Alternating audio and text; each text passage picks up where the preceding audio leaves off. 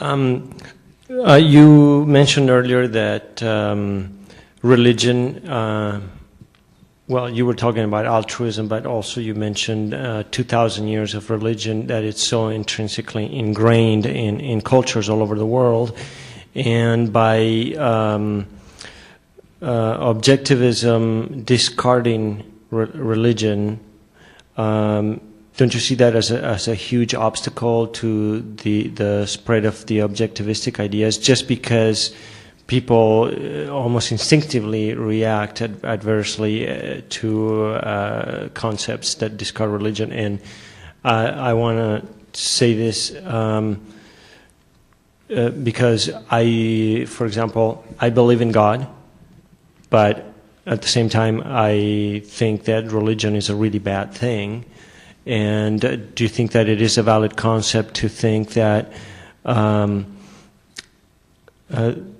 we can apply objectivism without giving up the idea of believing in God? Because we can look at God not as religion, but as separate from it, as an entity that created all these natural laws that rule our existence, and that objectivism is the most efficient way to live by those rules.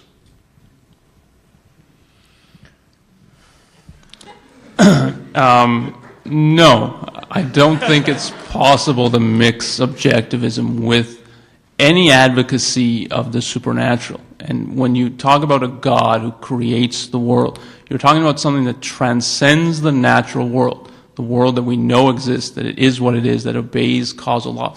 There's some entity sitting above this that controls that can change it at its will. If you actually believe that, then you have to deny that reason has validity, because he can change the rules anytime. The only way you can know the universe is to know God and how he created it, which is what all the thinkers then focus their whole attention on. We have to turn our attention away from the natural world to its source and to its creator. And if you believe that, you jettison both reason and you jettison this world, this reality. We're to focus by some non-rational means on some superior dimension. So objectivism is a philosophy that advocates reality as an absolute and reason as an absolute.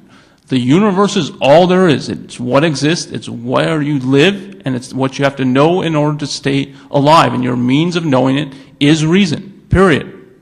So there's no room for the supernatural in such a view.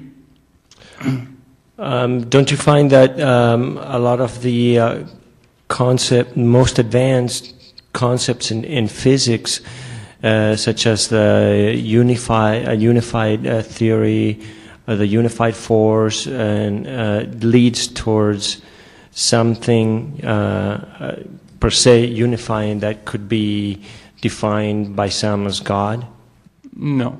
And I mean, leave aside the state of modern physics. No genuine scientific investigation into the natural world could lead you to posit a world that transcends and contradicts the natural world, which is what the supernatural world is.